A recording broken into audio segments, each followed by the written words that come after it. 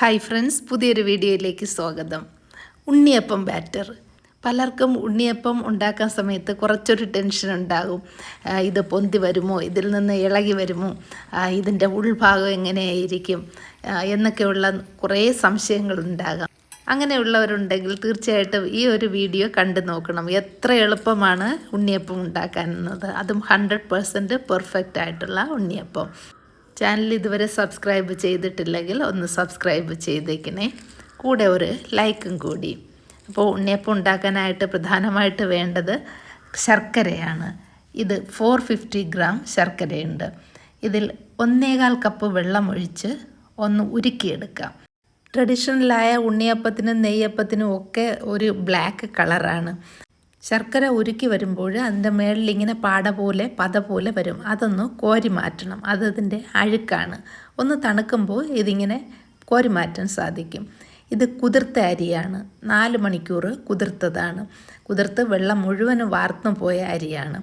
ഇതിനെ ഒരു മിക്സിയുടെ ജാറിലേക്കിടാം. 1/2 കിലോ അരിയുണ്ട്. സാധാരണ പച്ചരിയാണ്. 2 പാളയംകോടൻ പഴം എടുക്കാം. ഈ ഉണ്ണിയപ്പത്തിന് പാളയംകോടൻ പഴമാണ് ഏറ്റവും നല്ലത്. 1/2 കിലോയ്ക്ക് 2 പഴം ധാരാളം മതിയാവും. 8-10 ഏലക്കായ കൂടി ഇടാം. ഇപ്പോൾ ഈ ഉരുക്കി വച്ചിരുന്ന ശർക്കര ഒന്ന് തണുത്തിട്ടുണ്ട്. അത് ഇതിലേക്ക് ഒഴിക്കാം. ഇതുപോലെ അരിച്ചൊഴിച്ചാൽ എന്തെങ്കിലും അഴുക്കൊക്കെ ഉണ്ടെങ്കിലൊന്ന് മാറിക്കിട്ടും. ഇതിനി ഒന്ന് മിക്സ് ചെയ്തതിന് ശേഷം നല്ലതുപോലെ ഇത് അരച്ചെടുക്കണം. ചെറുതായിട്ടൊക്കെ തരിതരിപ്പുണ്ടാകും, അത് കുഴപ്പമില്ല. ഇതിപ്പോൾ ലൂസായിട്ടാണല്ലോ ഇരിക്കുന്നത്. ഇതിന് നല്ല റെസ്റ്റിംഗ് ടൈം കൊടുക്കണം. ഞാനിപ്പോൾ ഇത് രാത്രിയാണ് ചെയ്തു വയ്ക്കുന്നത്. നാളെ രാവിലെ, അതായത് 10-12 മണിക്കൂർ കഴിഞ്ഞിട്ടാണ് ഞാനിത് ഉണ്ടാക്കാൻ പോകുന്നത്. കുറഞ്ഞത് 6-8 മണിക്കൂർ വച്ചിരുന്നാൽ നല്ല ടേസ്റ്റായിട്ടുള്ള ഉണ്ണിയപ്പം ഉണ്ടാക്കാൻ പറ്റും.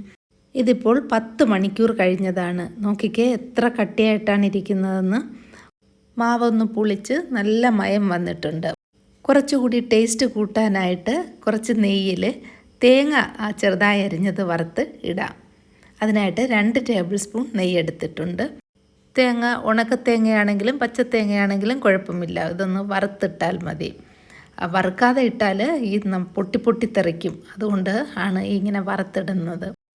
തേങ്ങ ഒന്ന് ചുമന്ന് വരുമ്പോഴേക്കും നമുക്കിത് കോരി ബാറ്ററിലോട്ടിടാം.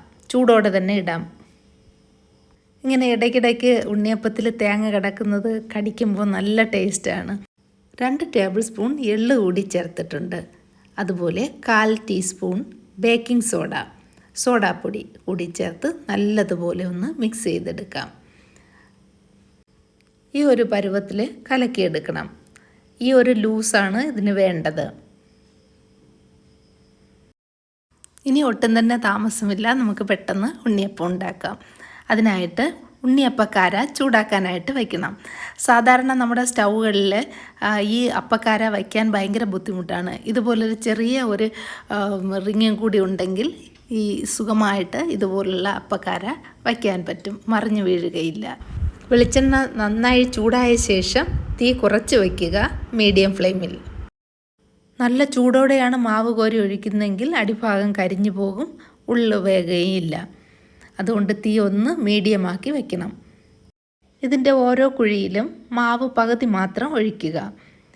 തീയൊക്കെ കറക്റ്റാണെങ്കിൽ ഇത് തനിയെ തന്നെ ഇതിൽ നിന്ന് പൊങ്ങി വരും, ഒട്ടും തന്നെ ഒട്ടിപ്പിടിക്കുകയില്ല.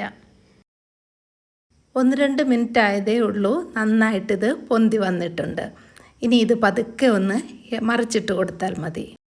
ഇതിങ്ങനെ പെട്ടെന്ന് തന്നെ ഇളക്കിയെടുക്കാം. പക്ഷേ നല്ല ചൂടായിരിക്കുന്ന എണ്ണയാണ്, വളരെ സൂക്ഷിച്ച് വേണം ചെയ്യാൻ. ഇതും പെട്ടെന്ന് തന്നെ ഫ്രൈ ആയി കിട്ടും. തീ ഒരല്പം ഞാൻ കൂട്ടി വച്ചിട്ടുണ്ട്. അപ്പോൾ ഒട്ടും തന്നെ ഇതിൽ എണ്ണ പിടിക്കുകയില്ല.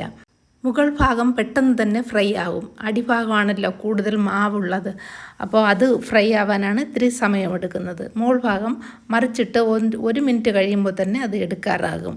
രണ്ടാമത് മാവ് കോരി ഒഴിക്കുമ്പോൾ വീണ്ടും തീ നന്നായിട്ട് കുറച്ചിട്ട് മാവ് കോരി ഒഴിക്കുക.